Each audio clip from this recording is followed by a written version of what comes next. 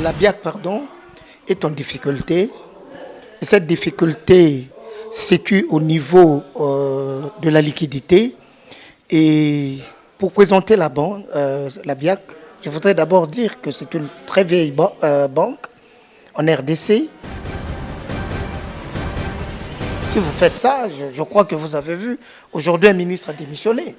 Mais chez nous, il y a toujours des problèmes comme ça, mais ce sont des problèmes liés à la gestion structurelle de l'État.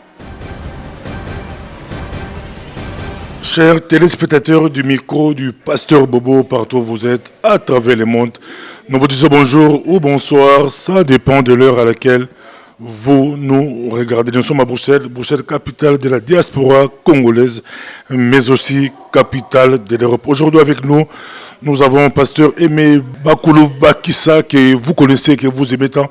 Nous sommes avec lui, il est économiste. Nous allons parler avec lui, parler économie. Bonjour Pasteur Aimé.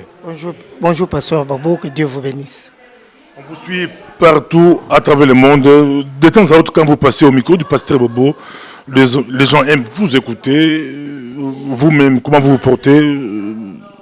Ça va, Pasteur? Je me porte bien par la grâce de Dieu et j'ai béni tout le monde qui va suivre cette émission. Merci. Aujourd'hui, on va essayer de parler économiste. Nous sommes avec un économiste avec nous aujourd'hui.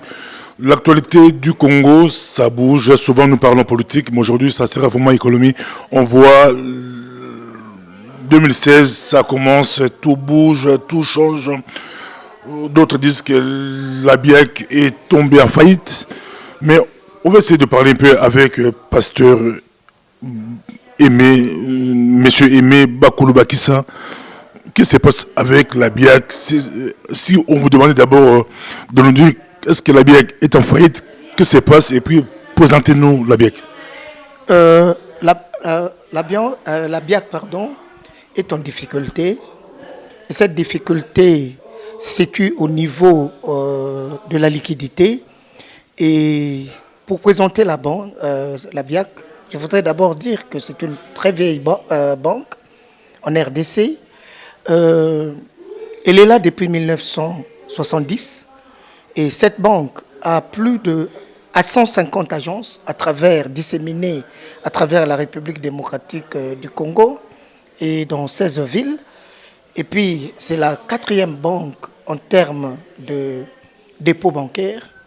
Et c'est la 3e banque en termes de crédit, parce que les encours de cette banque sont estimés à 288 milliards de francs congolais, donc plus ou moins 300 millions de dollars. Et c'est la 3e banque aussi en termes bilantaires. En 2014, la banque a affiché 504 milliards de francs congolais, soit 556 millions de dollars. Et en 2015, la banque a affiché un total de bilan de 511 milliards de francs congolais, soit 563 millions de dollars. Alors, la banque en difficulté, la banque en question a 1200 collaborateurs. Donc il y a 1200 Congolais qui travaillent pour cette banque, ce n'est pas peu. Donc si aujourd'hui cette banque venait à disparaître, il y aurait 1200 personnes qui vont se retrouver en difficulté sur le plan social. Et le nombre de comptes pour voir comment cette banque est importante en RDC, il y avait en 2014 366 000 comptes et en 2015 il y avait 400 000 comptes, dont 340 000 comptes de petits épargnants. Donc là aussi, les petits épargnants, c'est qui? C'est tout le monde. Alors, voilà une brève présentation de cette banque que nous voulons tous sauver aujourd'hui. Nous voulons tous sauver aujourd'hui, on va y revenir. Vous dites 1200 personnes qui travaillent à la BIAC. Nous connaissons bien l'Afrique. Quand on dit 1200, derrière c'est 1200. On peut facilement arriver à 10 000, 15 000 familles. Car une personne qui est bien assise au pays peut nourrir beaucoup débouchent. Mais quelles sont les causes ou les difficultés qui ont poussé cette banque qui a fait la fierté à un moment donné de notre pays où il y avait beaucoup de jeunes cadres. Quelles sont les causes?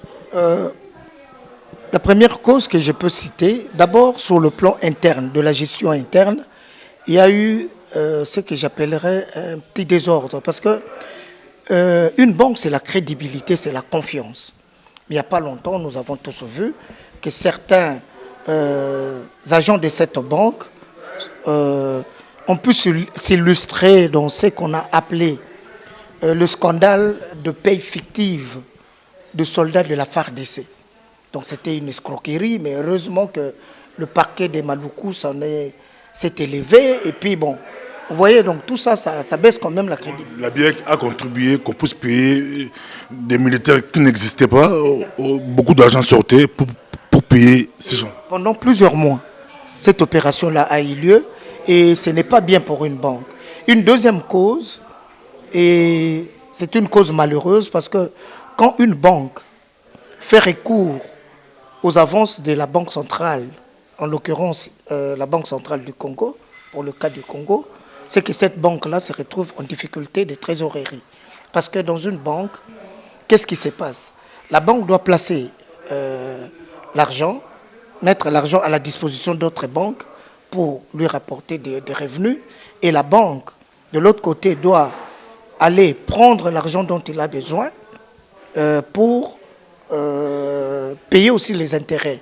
Mais ici, pour les encours crédits de la banque, j'ai vu qu'il y avait à peu près 300 millions de dollars, ce qui est bien, mais malgré ça, la banque est toujours en difficulté pour d'autres causes que nous avons élucidées. Nous avons vu, par exemple, parlons toujours de causes, qu'il y a eu un audit qui a été initié depuis juin 2015 jusqu'en février 2016. Et je me demande si c'est à l'issue de cet audit que la Banque centrale et le gouvernement n'ont-ils pas décidé de supprimer le refinancement de la BIAC en fin 2016. Mais nous devons aussi voir les étapes et la bonne foi du gouvernement qui a donné à cette banque 44 milliards d'euros. Cette somme est descendue de la moitié à 20 milliards en fin février, puis de 15 milliards, puis de 5 milliards en fin mars. Mais maintenant la question, pourquoi le gouvernement et la BCC ont agi ainsi? Parce que nous le savons tous, il y a eu une baisse de cours de matières premières. Donc, cela a entraîné la baisse des valeurs de recettes d'exportation et cela a entraîné la baisse de l'offre de devises sur le marché. Or, si la demande de devises est supérieure à l'offre de devises, il y a la dépréciation de taux d'échange. Mais monsieur Aimé, je vais vous laisser la parole. On voit vous citer les gouvernements, les gouvernements, mais ils ont la même mise sur la BIEC. La même mise sur la banque, c'est-à-dire quoi? Parce que bon, ce qui est vrai, c'est que, je l'ai expliqué ici, Pasteur Bobo, toute banque, pour fonctionner, a besoin de mettre, c'est ce qu'on appelle le crédit interbancaire. Donc, la banque, qu'est-ce qu'elle fait? Elle prend au passif les dépôts, mais en actif, il doit placer cet argent. La banque doit placer cet argent. Il met dans l'interbancaire. La banque X a besoin de 10 millions. Si nous savons disposer de ces 10 millions, la banque va payer 10 millions plus le taux d'intérêt. De l'autre côté, si nous prenons aussi l'argent des autres banques qui ont mis dans le crédit interbancaire, nous aussi on doit payer. Donc ça fonctionne comme ça. Mais si les autres banques n'ont plus confiance en nous, qu'est-ce qui se passe? La Banque centrale, pour l'équilibre monétaire, la Banque centrale ne va pas nous laisser tomber. La Banque centrale va nous aider avec des avances. Mais ces avances-là coûtent plus cher que dans les banques commerciales. Et c'est pourquoi je vous ai dit dès le départ, le fait que la BIAC prend les avances de la Banque centrale, c'est que c'est une banque qui est en difficulté sur le plan de liquidité. Monsieur, vous demandez de faire une comparaison entre nos banques ici en Europe. On a vu ici en Belgique des banques comme Fortis étaient vraiment en difficulté, mais le gouvernement belge avait mis du paquet pour sauver ces banques-là. Mais nous, au Congo, c'est beaucoup plus c'est l'État qui vole, c'est l'État, quand on dit, il y a des pays fictifs, donc c'est l'État qui est derrière.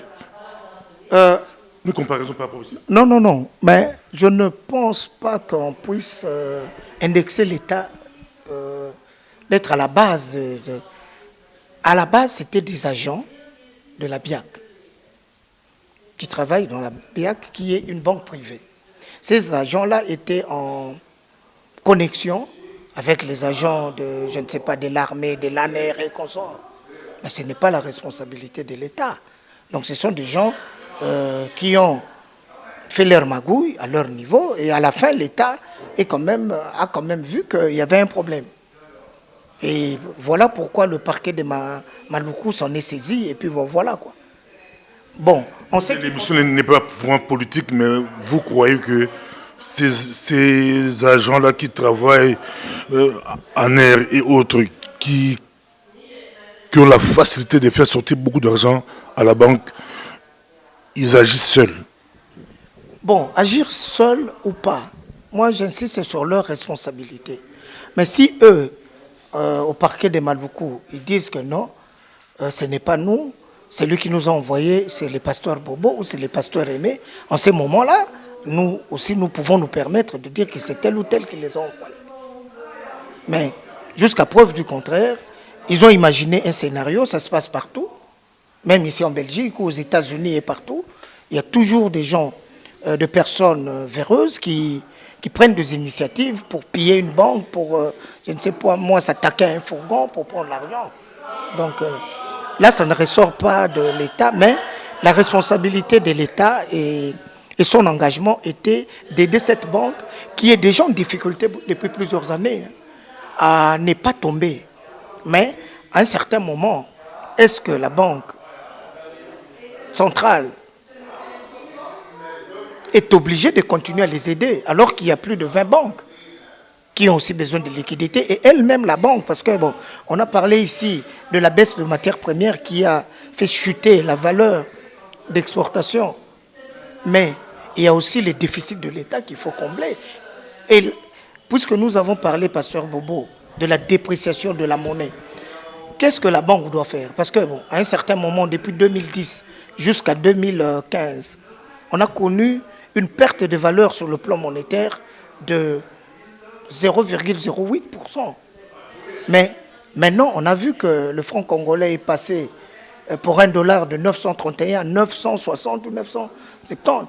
Donc c'est à l'État, c'est la responsabilité du gouvernement via la Banque centrale d'injecter les devises sur le marché pour que la monnaie ne parte pas dans tous les sens.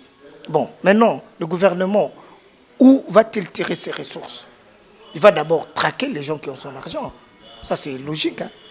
Mais d'un autre côté, en le faisant, c'est Saint-Paul et Saint-Pierre. Parce que s'il laisse tomber la BIAC, il y aura 1200 personnes qui vont se retrouver en faillite. Il y aura la thésaurisation, mais ça, on parlera dans les conséquences. Mais la banque est presque en faillite. On voit au niveau du pays des milliers de gens veulent retirer leur argent. Or, ils ont limité à $500 par jour. C'est compliqué. Tout le monde a peur. La banque est tombée à faillite. Plus de confiance. Les gens courent pour retirer plus de liquidités. Mais maintenant, que va faire l'État maintenant? Bon, là, c'est au niveau de perspective. Mais je pense qu'il faut d'abord voir les conséquences. Parce que, bon, quand les gens retirent, il y a des retraits massifs, c'est qu'il y a perte de confiance quelque part. Et on l'a dit, on ne peut pas se voiler la face. La banque se retrouve en difficulté de trésorerie. Il n'y a pas de liquidité pour faire face à ces engagements à court terme. Alors, on a vu tout de suite comme conséquence, il y a eu éviction de M. Michel Losembe. Il y a eu une autre conséquence, le déchaînement médiatique, parce que Bobo, vous les journalistes, si vous tombez sur un dossier, ce n'est pas facile. Hein. Alors, cela a entraîné justement cette perte de confiance qui a fait que les gens courent vite pour retirer ce qu'ils avaient comme crédit dans la banque. Et c'est dangereux parce qu'une banque qui se trouve déjà en difficulté de trésorerie, parce que la banque centrale qui lui a donné au départ les avances allant jusqu'à 44 milliards de francs congolais est descendue jusqu'à 5 milliards, bon, c'est quand même la Bérésina. Cette banque doit trouver des ressources ailleurs pour faire face à ses engagements. Mais brusquement, le scandale est sorti, les gens commencent à avoir peur et les gens aussi retirent leur argent. Donc la banque a été sanctionnée 2 fois. Il y a aussi une autre conséquence. Un lundi du mois d'avril, on a vu que les 150 agences de la BIAC n'ont pas fonctionné. Bon, peut-être que c'était pour l'installation du nouveau comité, on ne sait pas. Mais la plus grande conséquence qui pèse sur le plan social en RDC, c'est le 1200 travailleurs. Parce que si 1200 travailleurs venaient à perdre simultanément d'emploi, parce que chez nous, dans une famille, si 1200 personnes travaillent, donc il y a 12 000 personnes qui vivent de ça, quoi, sur le plan social. Donc ça, c'est les conséquences que nous déplorons tous. Mais comme vous avez dit, quelles sont les perspectives? Nous allons voir les perspectives sous 2 angles. D'abord, sur le plan interne, il faut que la banque soit recapitalisée pour rendre son actif net positif. Parce que la banque doit renforcer ses encours crédits. Or, en ce moment-ci, la banque n'a pas de liquidité pour faire de crédit. Mais pourquoi ne pas déclarer faillite directement? Bon, la faillite, moi je crois que c'est un ultime recours. Parce que bon, la banque c'est une entité économique, il y a des solutions que nous allons épingler ici. Parce que bon, il y a aussi des perspectives externes. Hein. L'État peut prendre cette banque, on a vu ça ici avec Dexia. Dexia ne savait plus faire face à ses engagements à court terme, suite à ce qui s'est passé aux États-Unis en 2008 avec Madoff. Bon, qu'est-ce que l'État belge a fait? Laisser les épargnants en train de sortir dans la rue? Non. La banque a dit, OK, moi je mets l'argent, je rachète la banque. Mais pour le moment, est-ce que l'État congolais est en mesure de prendre la banque? A 50 millions à mettre sur la table pour prendre cette banque? Moi, je ne sais pas, mais si l'État congolais, dans les années 2011 jusqu'à 2013, où le cours de matières premières était élevé, ce n'est pas un secret, c'est sur Internet et partout, le cours du cuivre a atteint plus de 10 000 $. Bon, quand on prend 2 années successives, 2013-2012, on a produit à peu près 1800 tonnes de cuivre. Donc si vous additionnez les 1800 tonnes fois 10 000 $, ça vous fait 18 milliards de dollars. En ce moment-là, la banque pouvait, mais aujourd'hui, on est économiquement dans une situation difficile. Et nous craignons que si malgré ça, la Banque centrale et le gouvernement ne font rien, que le problème financier connu par la banque BIAC soit transformé en un autre, aggrave encore la situation économique de notre pays.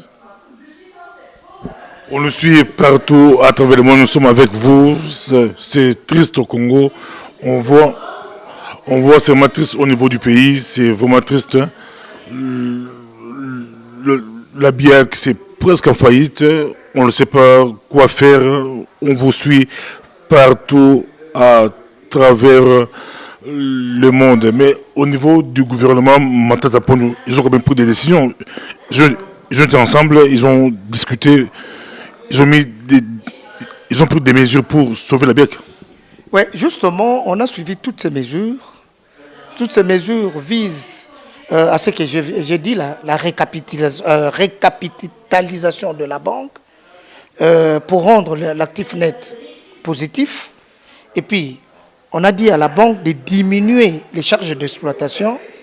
Cause de ce perte, qui diminue le capital. Parce que, bon, ce n'est pas un secret. On a vu que les gens accusaient M. Losembe d'accorder de sommes faramineuse à ses employés. Certains touchaient 10 000, plus le 6 000 de loyer et consorts. Bon, mais je ne pense vraiment pas que M. Losembe ait les pouvoirs à lui seul de décider sur le salaire des agents de cette banque. Parce que M. Losembe, Michel, n'est pas un administrateur de la banque. Il est le directeur général. Donc, si ces salaires-là ont été accordés à des agents, c'est que le conseil d'administration a accepté. Les 1200 travailleurs étaient bien lotis, bien payés. Bon, tout le monde ne touchait pas 10 000 $, hein, mais il y a eu beaucoup qui touchaient quand même de salaires assez conséquents. Assez conséquents. Bon, voilà pourquoi, pour parler avec la Banque centrale, la Banque centrale a quand même souhaité qu'on réduise les charges d'exploitation et qu'on redimensionne les réseaux. Parce que le réseau BIAC, il est quand même 150 agences. C'est beaucoup. Bon, je comprends. Parce que la BIAC travaille avec Western Union. Western Union, les gens qui versent l'argent, par exemple ici, doivent le prendre à tout le coin même perdu du pays. C'est pourquoi la BIAC s'est installée à 16 villes. Mais de là, puisqu'elle est en difficulté aujourd'hui, pour réduire le coût du réseau d'agences, qui est une charge d'exploitation, donc la banque doit se redimensionner. Bon, malheureusement, il y a aussi une pilule amère. Si on ferme une agence, dans la banque, qu'est-ce qui coûte le plus cher? Un, il y a les travailleurs, c'est-à-dire les agents de la banque, et puis deux, le matériel informatique. Donc si on ferme une agence, ipso facto, on récupère un peu d'argent, mais bon, maintenant il faut voir aussi sur le terme d'efficacité. Quelles agences fermer? Est-ce qu'il faut analyser agence par agence par de ratios pour voir le return on equity de chaque banque et de chaque agence pour voir est-ce que c'est rentable, il faut fermer ou continuer. Bon, il y a aussi un autre problème. Si il y a vraiment des difficultés de trésorerie, la banque doit se débarrasser de ses actifs. Il doit vendre. Je vais vous redonner la parole, monsieur Aimé. Dans un pays où plus de 80% de la population sont presque au chômage, où la majorité n'ont pas de compte à banque, on pourrait se poser la question, vous êtes économiste, d'où provient l'argent de la BIAC? Parce que dans des pays où nous sommes, plus de 90% des gens ont des comptes à banque. Mais au Congo, c'est l'inverse. D'où provient l'argent? L'argent de la banque vient de l'État. Au Congo? Oui. L'État, il peut placer son argent. Hein. L'État ne doit pas garder son argent dans les tiroirs. L'État place quand même l'argent. Les entreprises, que ce soit publiques, c'est-à-dire les entreprises de l'État ou les entreprises... donc, les premiers critères, donc j'ai parlé de l'État en tant qu'administration. L'État place l'argent. Deuxième volet, les entreprises, c'est-à-dire les entreprises publiques et privées placent l'argent. Et puis les particuliers. Parce que M. Losembe, il est là depuis 2013, je crois. Il a quand même créé certains... il a eu quand même beaucoup d'innovations. Et il y a par exemple ce qu'on appelle dans BIAC, un produit qu'il a introduit, Ekonzo. Alors, ça, même la maman qui vend des makala, je ne sais pas moi, n'importe quoi, des arachides, il peut ouvrir un compte pour épargner. Parce que les petites rivières font des grands fleuves. Alors, si tout le monde épargne, parce que bon, je vous ai dit ici que l'épargne est passée de 344 000 en 2014, enfin le nombre de comptes, à 400 000, ce qui a eu augmentation du nombre d'épargnants. J'aimerais bien qu'on puisse aller là-dessus. Le Congo a plus ou moins 70 millions d'habitants. Si on regarde même les nombres de gens qui ont des comptes et Conzo au Congo, je ne pense pas que ça peut dépasser 5%. Non, mais écoutez, mais le risque actuel, avec ce qui se passe avec la BIAC, c'est de renforcer encore ce que vous dites. Hein. Parce que si la banque ferme, puisque les gens n'ont plus confiance, ils vont rentrer dans la thésaurisation. Il y aura des bas de laine, ils vont mettre leur argent sous l'oreiller. Alors voilà pourquoi nous voulons, parce qu'on a dit qu'il y a des perspectives internes, il y a aussi des perspectives externes. Nous recommandons à l'État congolais de ne pas laisser cette banque, malgré les difficultés que l'État encourt maintenant sur le plan, parce qu'il doit sécuriser le marché monétaire, parce qu'il y a la demande des devises est élevée, il y a aussi les déficits budgétaires que l'État doit tout le temps combler, il y a beaucoup de problèmes pour l'État. C'est possible de sauver la BIAC. Si vous prenez comme Jean-Luc Dehel ici en Belgique, l'homme qui a pu sauver les banques, c'est possible. Quelles sont les mesures à prendre? Quelle perspective pour vous aussi, vous demandez à vous, comme économiste, on veut sauver la BIAC, sauver l'économie, sauver les... Bon, si on me mettait devant pour trouver des solutions urgentes pour cette banque, la première solution viendra de la recherche des capitaux frais. Et ces capitaux frais ne peuvent provenir que des actions ou alors des emprunts subordonnés, c'est-à-dire des obligations. Alors, maintenant, pour l'actionnariat, je vais regarder tous les acteurs, en commençant par l'État, parce que bon, si l'État peut prendre des actions pour sauver BIAC, ce ne serait pas une mauvaise idée. Mais si le Congolais aussi, même la maman qui vend la farine au coin, veut devenir actionnaire de BIAC, il faut ouvrir l'actionnariat, parce que la banque a besoin d'argent. En ce moment-là, il y aura quand même des liquidités pour la banque, et la banque peut être relancée. On parle des Panama Papers, vous l'avez suivi, où des personnalités, où une personnalité du Congo a placé beaucoup d'argent à l'extérieur du pays. Mais cet argent-là aussi pouvait revenir sauver des banques comme la BIAC, si c'est vrai. Bon, le problème, en Afrique, nous avons un problème structurel. Je venais de vous rappeler que rien que pour le cuivre, l'année 2010, en 2012 et 2013, on a produit 1800 tonnes. 18 milliards. Mais cet argent-là, quand nous regardons en face, on nous montre des petites œuvres. Mais ce n'est pas normal. Et tout l'argent qui est produit dans nos pays qui n'ont pas une industrialisation reconnue sort toujours. Laissons le vide complet dans nos pays. Parce que, bon, écoutez, il y a beaucoup de Congolais qui ont l'argent dont la banque a besoin. Mais qui va donner, à votre avis? C'est ça notre malheur. Maintenant, tout le monde se regarde en chaîne de faïence. Tout ce qui est produit en Afrique noire, malheureusement, ça sort. On ne s'occupe pas du lendemain. Les Africains subsahariens, ils n'ont pas la notion de la durée. Ils ont la notion de l'instant. Et c'est malheureux. Si on vous demandait d'expliquer aux Congolais lambda où on nul par rapport à l'économie, en deux lignes, c'est quoi l'histoire de la BIAC? L'histoire de la BIAC. La BIAC. Son histoire, je l'ai déjà retracée. J'ai dit que c'est une banque qui est au Congo depuis 1900. Que se passe-t-il? Que se passe-t-il? Si je dois expliquer aux Congolais lambda, je dirais simplement que c'est une banque qui est en difficulté en matière de liquidité et qui a besoin que tout le monde mette la main sur la pâte, moyennant contrepartie. Parce que bon, la BIAC ne demande pas de dons. La BIAC a besoin de liquidité, ça peut être sous forme de dépôt. Or, la confiance est ébranlée apparemment, les gens sont méfiants. Surtout que cette année, c'est aussi une année, n'oublions pas, des élections. Donc, on ne sait pas.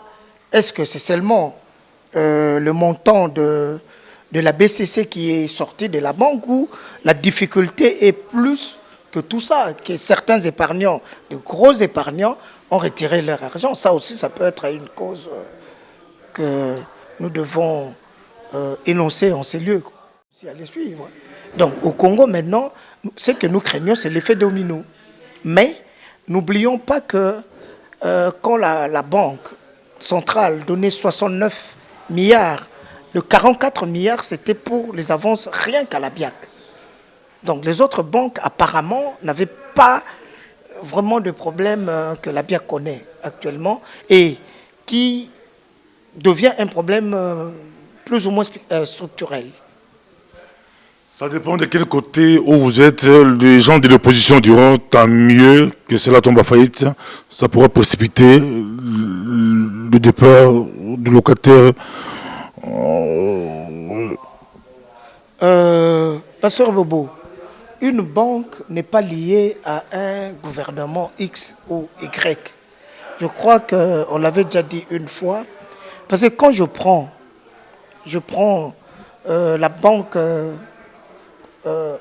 la BCZ, je ne sais pas ce que c'est devenu aujourd'hui, la BCZ ou BCC, oh non, là c'est Banque Centrale du Congo, la BCZ, la BCZ, ok. Quand nous prenons la BCZ, cette BCZ est là depuis 1909. Il n'y avait ni Mobutu, ni Kabila, père ou fils, ni même Kassavoub. 1909. Et jusqu'à aujourd'hui, quand vous allez sur le boulevard du 30 juin, la banque est toujours là. Donc, si, et moi j'en appelle à tout le monde, si nous sauvons aujourd'hui la BIAC, nous ne sauvons pas un régime. Parce que si nous ne sauvons pas la banque, nous allons tous souffrir, hein, ça c'est sûr. Hein. Il y aura des conséquences collatérales qui vont toucher tout le monde. Et la grande sociale va monter, c'est bon pour l'opposition. Bon, ça c'est vous qui le dites, mais je ne crois pas que... Ici, il faut voir le problème en termes financiers et économiques. Bon, profiter de tout ça pour que la gronde ait lieu, je trouve que c'est quand même malheureux. C'est comme si vous serez content qu'on pille la banque ou on incendie la banque pour que les gens s'énervent. Bon, là, je ne pense pas que ce soit sage comme solution. Donc, la banque est en difficulté. Je crois que le gouvernement et tout le monde doit mettre la main pour que la banque continue à fonctionner. On vous suit partout à travers le monde. Nous rappelons que nous sommes avec M. Aimé Bakouloubakissa qui est économiste. Monsieur Aimé Lépé, vous avez initié un projet pour créer une banque pour la diaspora congolaise. Où en sommes-nous? Bon, voilà, merci beaucoup, Pasteur Bobo. Et pour la banque que nous avons initiée, je pense que c'est avec vous ou avec Monsieur Géry Landou, nous avons dit que cette banque devait prendre pied en 2017. Mais nous continuons à travailler. Nous continuons à travailler et c'est malheureux pour nous que des cas comme ça arrivent parce que pour fonctionner, nous avons pris contact avec beaucoup de banques. Si ça commence comme ça et que l'État n'intervient pas, nous aussi on sera en difficulté pour mettre notre banque sur pied. Ça a été un plaisir de vous avoir avec nous. Est-ce qu'en Afrique, les banques marchent? En Afrique, les banques marchent, mais les banques accentuent surtout leurs relations avec... parce que, bon, ce qui est arrivé, c'est un problème d'abord économique. La banque, le gouvernement, parce que la matière première a baissé, et puis voilà, on est tous en difficulté. Mais or, pour réduire tous ces risques, il faut une diversification. Alors, les banques, même au Congo, les banques regardent tous la matière première, regardent tous les Katanga. Ils veulent des clients miniers. Et pourtant, si aujourd'hui notre État fait un effort pour que les Congolais aient un revenu suffisant pour épargner, je crois que beaucoup de problèmes pourront être évités. Merci beaucoup. Je crois que la Belgique, c'est un peu des services. En Belgique, il n'y a pas d'or, il n'y a pas de coltan, il n'y a pas du pétrole, mais c'est un peu des services où ça marche. Nous, en Afrique, tout est focalisé. On voit l'Angola maintenant. Le coût de pétrole a baissé, le pays est en faillite. Donc il faut diversifier, aller chercher ailleurs. C'est possible de diversifier. Bon, diversifier c'est possible. Parce que, écoutez, une banque ne doit pas seulement travailler avec l'industrie minière. Hein. Bon, avec le gouvernement, parce que dans notre vision de la banque que nous allons créer, il y aura des activités commerciales, il y aura des activités. Donc la banque doit essayer de diversifier son portefeuille, parce que la première règle de la finance, c'est on ne met pas tous les œufs dans un même panier. Vous comprenez? Aujourd'hui, on ne le dit pas assez. Moi, ça m'a étonné qu'en 2008, avec ce qui s'est passé aux États-Unis, il y a beaucoup de banques qui ne sont pas tombées au Congo. Alors qu'intimement, je sais que beaucoup de gens prenaient l'argent dans toutes les banques. Ce n'est pas une fraude, hein, pour placer là où ils veulent. Hein. On va terminer ici, mais à l'Afrique aussi, le frère du président, la femme du président, le cousin du président, l'ami du président peut envoyer quelqu'un à la banque et retirer beaucoup de sommes. C'est un peu compliqué. Comment, s'il vous plaît? Vous êtes directeur à la banque, une voiture qui arrive, on vous dit que c'est le cousin du président qui vient avec des valises, des malles pour prendre de l'argent. Si vous refusez... Bon, là, je crois que c'est un problème qui relève même de la structure de la gestion de l'État. Parce que ici, personne ne peut faire ça, ici. Si vous faites ça, je crois que vous avez vu, aujourd'hui un ministre a démissionné. Mais chez nous, il y a toujours des problèmes comme ça, mais ce sont des problèmes liés à la gestion structurelle de l'État. Quelqu'un peut venir, moi j'ai vu des gens venir avec armes au poing, prendre, j'ai vu ça dans les journaux il y a 10 ans je crois, prendre 180 000 à la Banque centrale. Mais ça ne peut pas se passer ainsi. Donc tout ça, ça déstabilise, ça... Et on appelle les investisseurs, mais les investisseurs, le risque pays en ce moment-là est trop élevé, les investisseurs ne viennent pas. Et c'est malheureux, mais nous devons repenser tous ces modèles où l'intérêt général doit être supérieur à des petits intérêts partisans. C'est un plaisir pour nous de vous avoir. Je crois prochainement, dès qu'il y a des sujets économiques, on aura encore le plaisir de vous recevoir et de nous expliquer. Merci beaucoup, M. Aimé Bakouloubakissa. Merci, à la prochaine. Merci beaucoup, Pasteur Bobo, pour